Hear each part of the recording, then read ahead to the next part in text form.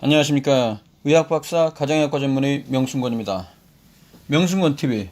오늘은 단백질 보충제에 대해서 이야기해 보겠습니다. DC인사이드 영양제 갤러리 뿐만 아니고 몇몇 댓글을 통해서 단백질 보충제 정말 먹는 게 도움이 되느냐, 얼마만큼 먹어야 되느냐, 이런 질문들이 올라와서 제가 한번 좀 정리를 해봤습니다.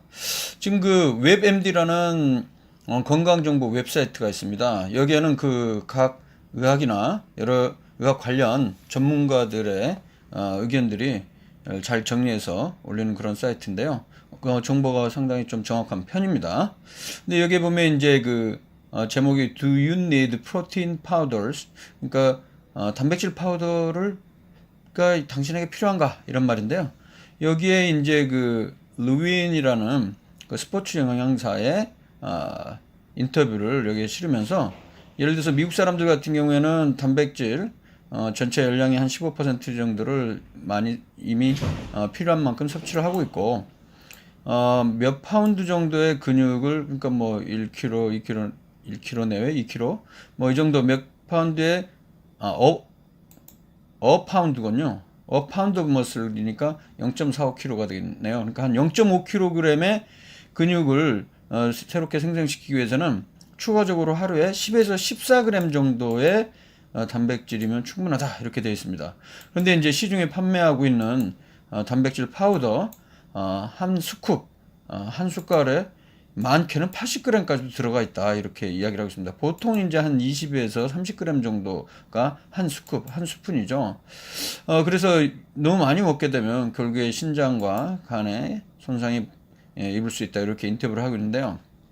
자, 그러면 실제 우리 미국 같은 경우에 American College of Sports Medicine, 그러니까 스포츠 의학, 미국 스포츠 의학 협회, 그리고 The Academy of Nutrition and Dietetics, 그러니까 영양과 영양학 학회라는 데가 있는데, 여기에서 이제 권장하는 것은 평균적으로 성인에서 몸무게 1kg당 하루에 0.8g 정도의 단백질이 필요하다. 이 정도면 충분하다는 거죠. 그리고 이제 뭐 운동을 조금 평소에 하시는 분들은 하루에 1.1에서 1.4g의 단백질이 필요하고요. 운동선수 같은 경우는 1.2에서 1.4, 그리고 울트라 인듀런스 스포츠, 이게 뭐냐면 이제 울트라 마라톤 같이 이제 엄청나게 오랫동안 지구력을 요하는 이런 운동 같은 거 하는 사람은 1kg당 2g의 단백질이 필요하다. 그리고 바디빌더들 같은 경우에는 1.5에서 2g 정도 하루 단백질이 추가 정도면 충분하다, 이렇게 되어 있습니다. 그래서 여기에 이제 예를 들었는데요. 165파운드니까 몸무게가 75kg인 남성 같은 경우는 하루에 150g이 필요한데, 약간 많은 단백질량 같아 보이지만 이제 미국 기준으로 4ounce, 그러니까 28g 내외 되니까 4, 30, 120g 햄버거 하나에는 30g의 단백질이 들어가 있고, 참치 6ounce, 6온수죠. 여기는 40g이 들어있고, 뭐 이렇게 해서 그렇게 많은 게 아니다, 이렇게 얘기를 했죠. 우리나라 같으면 뭐 60kg인 사람을 기준으로 하면 0.8g의 단백질이 필요하니까 뭐 48g, 50g 정도가 되겠네요. 그렇다면 이게 어느 정도가 되느냐? 사실 우리나라 사람들 같은 경우에 지금 제가 이제 자료를, 가장 최신 자료를 한번 봤습니다. 여기 보시면 여기 이제 국민건강영양조사 2017년도 자료인데요. 2017년 자료니까 가장 최근 겁니다. 작년 말에 올해 초에 나온 건데요. 여기 보면 영양소별 일일 섭취량 만 1세 이상에서 단백질 같은 경우는 2007년에 66g 하루에 먹었었는데, 지금 10년이 지난 2017년에는 여기 보시는 대로 73.4g 이렇게 먹는 것으로 되어 있습니다. 여기 보시면 여기 표시가 안 되었고, 여기 보시면 2017년 가장 오른쪽에 커서 깜빡이는 부분 있죠? 73.4g 정도 섭취를 하고 있습니다. 남성은 이제 80g이 넘고 여성은 이제 60g대 이렇게 먹고 있거든요. 그러니까 지금 뭐 하루에 기본적으로 0.8g이 필요하다 그러면 70kg인 남성을 기준으로 해도 하루에 7, 8, 56g인데 우리나라 사람들은 사실 단백질 섭취가 남성의 경우에 80g이니까 이거보다 훨씬 더 많이 먹고 있는 상황입니다. 그리고 이제 근육 운동을 하기 위한 그런 목적으로 하는 사람도 1.5g부터 2.0g이니까 1.5g으로 하더라도 70kg인 사람은 7, 5, 35, 100g이 조금 넘는 거니까 우리나라 남성이 80g의 단백질을 하루에 섭취한다면 그거보다 조금 더 한 20g 내외 정도 추가를 하면 된다는 거죠.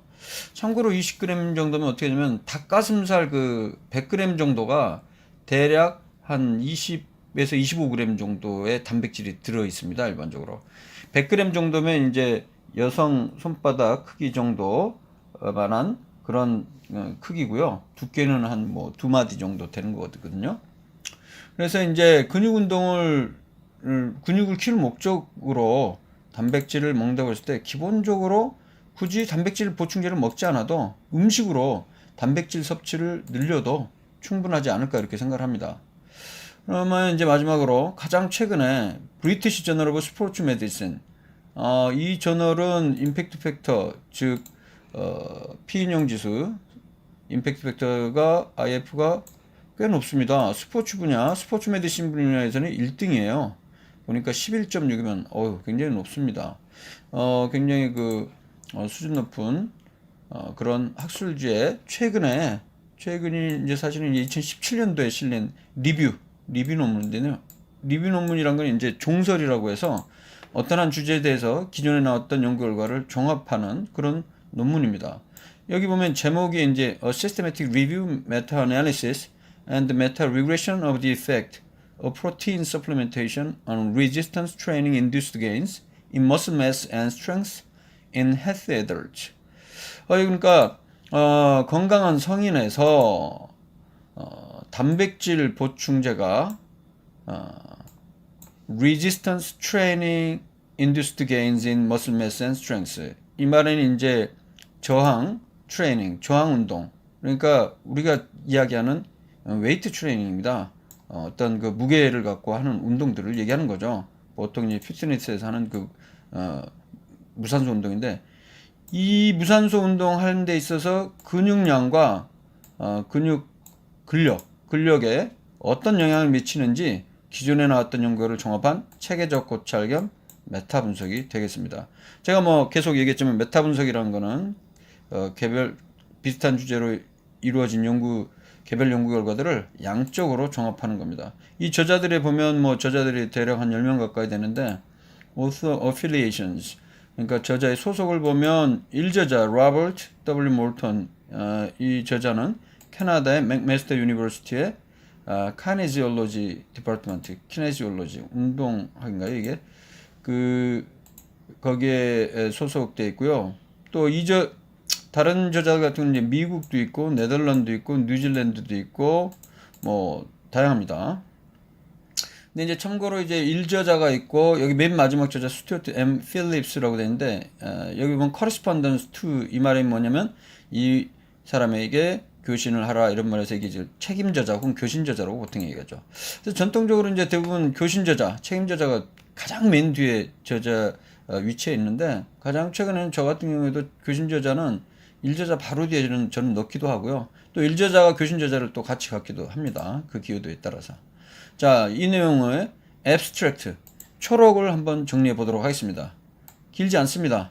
이 내용, 대략 한 300자 이내로 되어 있는 내용을 정리해 보겠습니다. 그러니까 이 주제와 관련해서 의학 데이터베이스 4군데를 검색을 했습니다. 매들라인 같은 경우는 이제 미국의 국립의학도서관 National Library of Medicine에 되어 있는 전 세계 의학 저널들이나 여러 가지 의학 관련 학술지의 서지를 정리를 하고 있는 그런 사이트가 되겠습니다. 보통 이제 펀메드라고 해서 이 무료 사이트를 통해서 검색이 가능하죠. 그리고 엠베이스 같은 경우에는 유럽 의학 데이터베이스입니다. 요거는 이제 좀 구독을 하지 않으면 접속하기가 어렵죠. 그래서 대학병원급이나 우리 국립암센터 같은 경우에도 구독을 하고 있습니다.